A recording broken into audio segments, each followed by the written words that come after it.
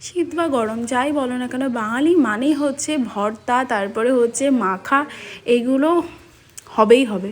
তো আজকে সকাল সকাল শাশুড়ির কাছে বায়না করলাম আমাকে আজকে বেগুন ভর্তা করে দিতে হবে। তো উনিও রীতিমতো দুটো বড় সাইজের বেগুন নিয়ে পোড়া দিয়েছে। তোমরা চাইলে কিন্তু সেদ্ধ করেও নিতে পারো, বাট পোড়াটা কিন্তু টেস্ট অন্য রকম লাগে। তো যাই হোক, সেদ্ধ হওয়ার পরে তারপরে সেই বেগুনটার উপরের খোসাগুলো ছাড়িয়ে নিয়েছে, তার মধ্যে অ্যাড করেছে ধনেপাতা কুচি, অ্যাড করেছে লঙ্কা কুচি, অ্যাড করেছে পেঁয়াজ কুচি, আর দিয়েছে পরিমাণ মতো তেল, মানে সর্ষের তেল, তার মধ্যে অ্যাড করেছে নুন, আর এইগুলো দিয়ে ভালোভাবে মিক্সড করেছে। অ্যান্ড ট্রাস্ট মি, এত টেস্টি খেতে হয়েছে যে কী বলবার।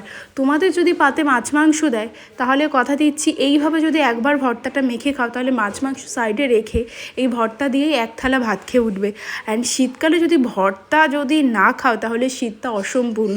তো বাই ফর নাও, দেখা হচ্ছে নেক্সট ভিডিওতে। আর কাদের কাদের ভর্তা খেতে ভালো লাগে কমেন্টে জানিও।